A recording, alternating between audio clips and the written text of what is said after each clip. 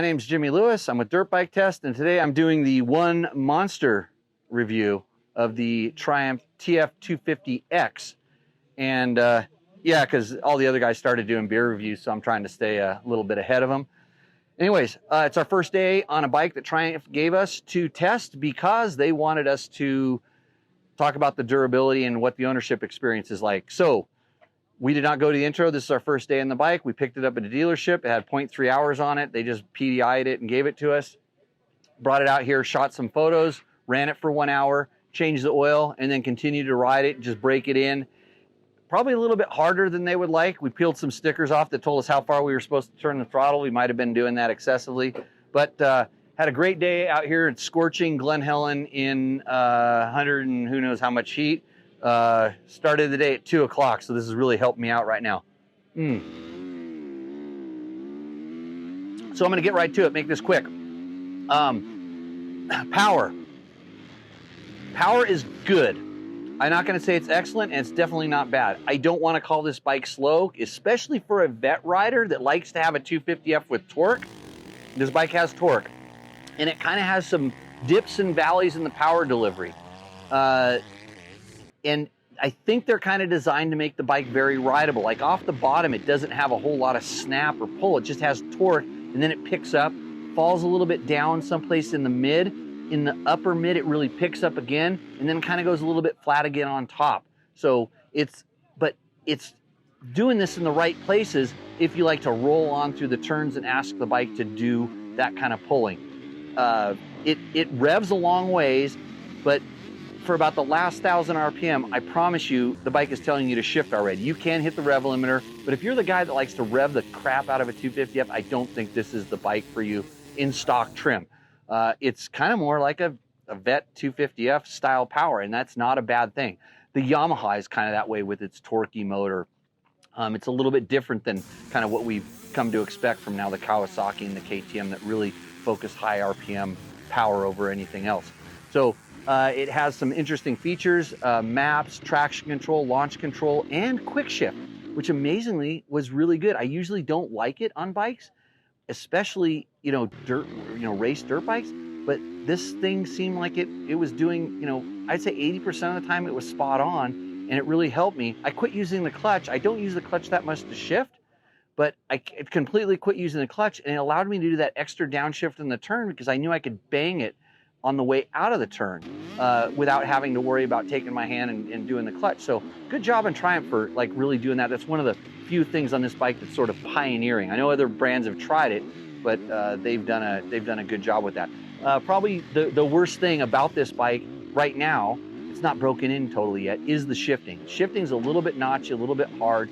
And even with quick shift, like I said, it was only about 80% effective. And you got to kind of learn how to pull it. Make sure you're doing the full pull so you don't get like a half a shift or get the rev cut and get the bike to not shift. We'll go into that more later as we learn more about this bike. But overall, pretty good. Bike's a little loud. We had an open air box cover on it that definitely sent a lot of noise into the air. You could hear it, but not too bad. On to the suspension. Kayaba components, really good. This bike is picky about the ride height and setting. We were told stay closer to 100 millimeters of sag. Don't go to like 110, stay closer to the 100 side. Made a big difference because originally when we first started doing photos, we were letting it a little bit low. The handling wasn't that good. Brought it up and all of a sudden it really started, actually allowed the chassis to give you a lot of feedback. But overall the suspension's pretty darn plush and compliant with good bottom resistance, all of the categories. Even with me being more in the 200-pound range on stock springs, we were able to get the proper ride height. The bike probably used a little bit too much stroke, i.e. I'm a little bit heavy for this thing, but when we put lighter riders on it, it seemed like it worked just fine. We are happy with the suspension. Again, still probably breaking in a little bit. We'll keep you updated. The chassis. Probably the best part about this bike is the chassis and the handling feel. It's been a long time since I've ridden a motocross bike that gives me so much good feedback. So it tells me what the chassis is doing. Not bad feedback like jarring or kicking or you don't know when you're sliding. This thing really, you can feel when the tires are slipping. You can control it and steer it through the foot pegs. The steering is very neutral. The bike feels, you know, when we got it, the sag set, everything felt really balanced. So, you know, all those things kind of come together. Nothing awkward on where you're touching or grabbing the bike. It's one of those bikes you hop on and it feels like something you've been on before. Kind of like a Honda, kind of like a Kawasaki, kind of like a Suzuki, just very neutral, nothing strange. In fact, that's probably the biggest thing about this bike. Nothing is foreign. It's not like some new bike that they're trying to reinvent the wheel. Hey, I was around when BMW tried to reinvent the wheel with the dirt bike, so it's nice to see a street bike company come in and say, hey, we know you guys are doing pretty good. It looks like they looked at a lot of the other brands at what they were doing good and said, hey, we're going to try to mimic that and mimic this and mimic that. We're not going to come out of the gates trying to do something completely radical. We're just going to build a good, solid 250F. They've had some decent success racing this thing, as you've seen, but overall, I'm pretty impressed. Brakes are good. Like I said, I think that we're going to learn that this chassis really likes a certain level of balance, because to put a lighter rider on it, we did. And so Trevor over there took the air out of the forks, and then that lowered the bike. That air actually was helping me, and it really did change the way the bike worked. It made it way better for him and way worse for me. So we'll just stop having Trevor ride our bikes. But other than that, keep tuned into Dirt Bike Test. We'll kind of keep giving you updates on how this thing goes, and we will see you at the track if it's not 100 million degrees out. So cheers.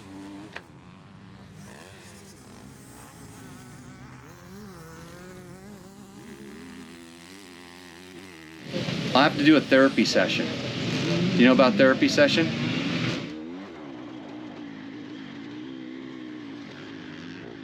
Let's see, hold on a second.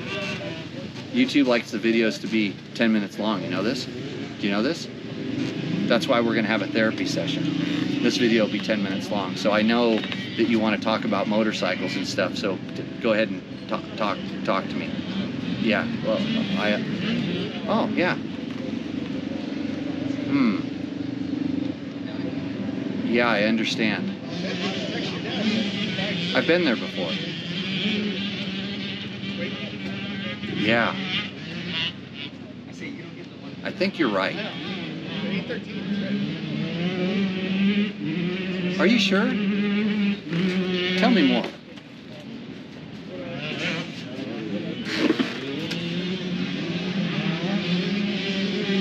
Sounds about right. Oh yeah, those noises in the background are annoying for me too. I try to just tone them out. But it's nice to have kids riding dirt bikes, of course. You're thinking you want to come and ride this bike? I don't know about that. You do seem like you have some problems.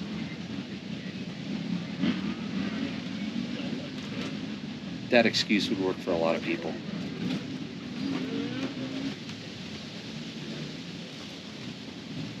Oh, did you hit the subscribe button?